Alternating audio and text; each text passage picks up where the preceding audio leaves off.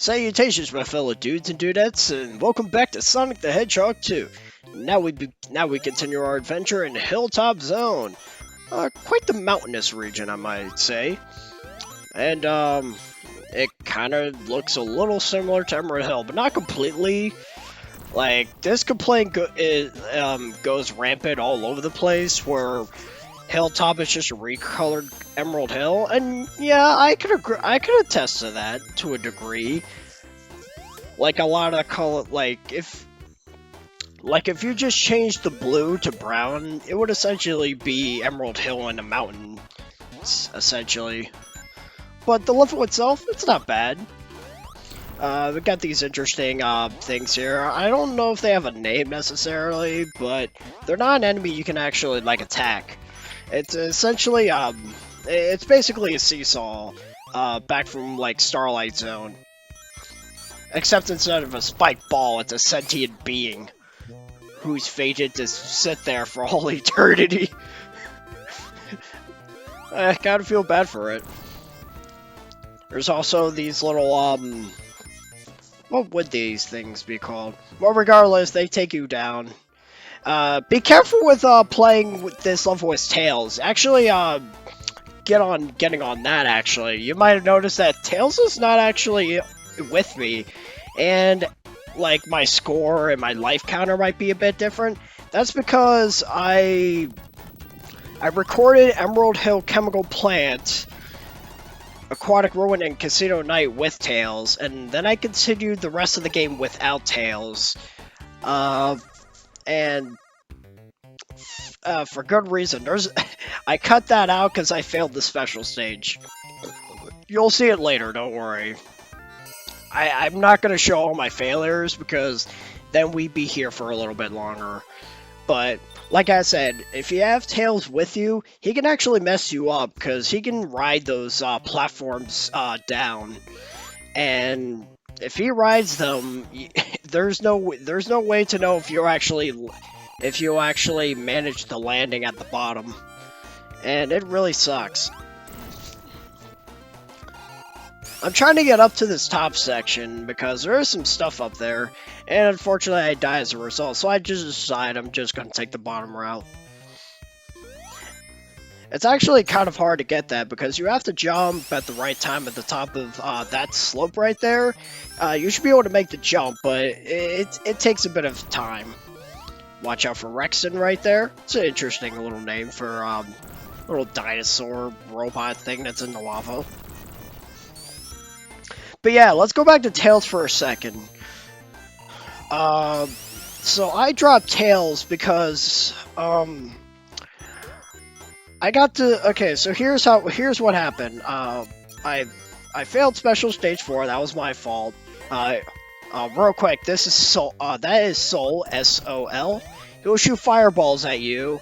He only has 4, so once he shoots them all, he's completely vulnerable to attack. So just wait it out, avoid the fireballs, and you should be a-okay.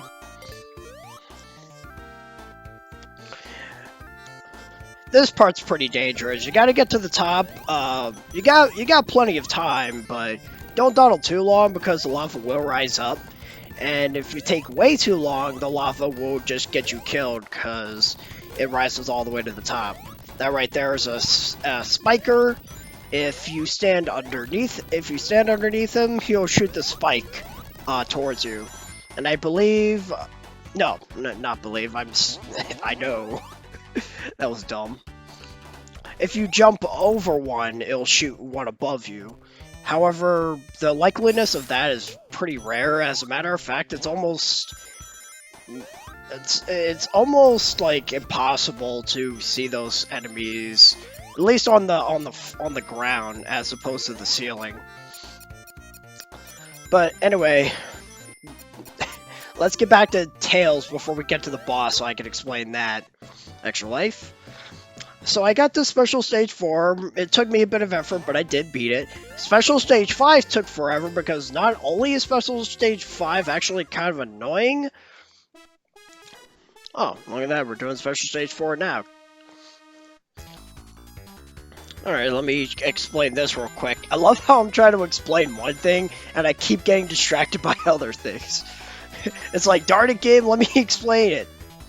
Alright, so Chaos Emerald Stage 4 is actually where things are going to get a little bit tricky. This might take you a couple of attempts. It's nothing awful, but it will take you a number of tries. Now, this section here coming up, you can approach it in two different ways. And depending on how you do it, it can either be really easy or really frustrating. Unless you have the finesse for it. Basically, the rings are going to go from one side to another. I like to jump from one side to another, but you could totally swerve. I would be completely against doing that, but only because I'm not capable of doing that competently. So what I recommend is you jumping from one side to another to collect the rings. That part usually messes a lot of people up. And then there's this section right here, because there's no telling where the bombs are going to show up. At least in a few instances. Otherwise, this is a bit tougher, but it's not really frustrating. Chaos Emerald Stage 5 is where things get ugly. But yeah, I was struggling with Chaos Emerald 5. Not only is it really hard, and honestly the hardest special stage for me personally, but Tails was getting himself hit a lot. I did eventually manage to beat it. Chaos Emerald 6 though, literally every attempt that I failed, it was always Tails' fault. And I was just I was really annoyed. It was during my test playthrough at the very least. Real quick. This boss is going to shoot a fireball. Robotnik's going to go down to the lava. I guess his machine at this point is lava proof, so he's totally fine. He's going to shoot a fireball straight forward. Either jump over or duck underneath, depending on which platform you're on. Then he's going to launch another fireball onto that platform, and it's going to spread on it. So make sure you're not standing on the platform. You could easily cheese it by just going gung-ho on it. Just be mindful if you're trying to keep hold of your rings for a higher score or a possible continue, that's not going to happen. That's most likely not going to happen if you kind of go gung-ho. But yeah, with every attempt with Chaos Emerald Stage 6 that I failed, it was always Tails' fault. I would always miss the requirement by a few rings because Tails just kept getting hit, so... And again, this was during my test playthroughs. I wanted to see if I could do it with Tails, because if I could, I was going to keep Tails in for the duration of the playthrough. But he just wasn't helping. He just wasn't working out, so I decided that I was going to record at least a good portion of the game with Tails. Just to at least show off that he is capable in the first handful of zones and in the first handful of special stages, but... Oh man, it was really frustrating. Alright, so before we explain Mystic Cave Zone, Special Stage 5, this one could die to fire because not only do you have to collect rings on the sides, and it's really kind of high.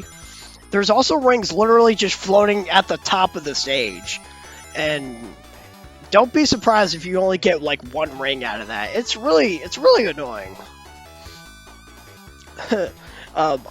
Spoiler warning, I do end up winning this on my first try, which made me feel really good inside, because I did not want to have to attempt this again, because I hate this special stage. It's terrible. And honestly, the ring requirement is really, I don't know. I feel like the ring counter could have been a little lesser. Maybe instead of 160, 150 for this one would have sufficed. 145, something like that.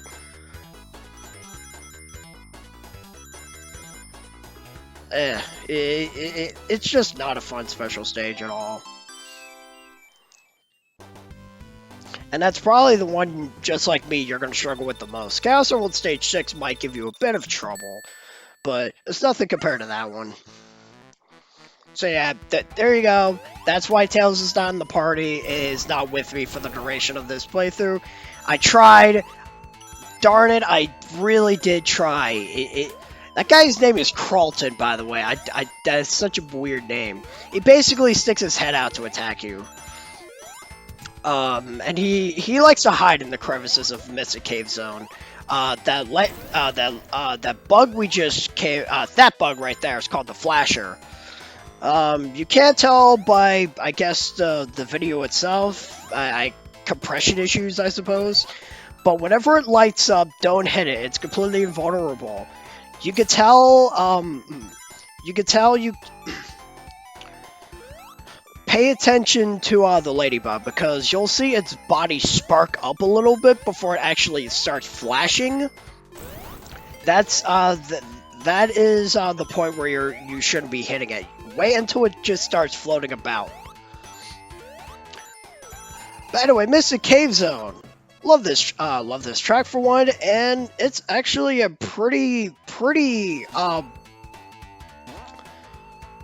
it's a pretty decent level. You got these levers that bring down these bridges, or in some cases open up bridges in order to go through. Watch out for these. They can crush you, and I can't count the amount of times I got crushed, like back in the day.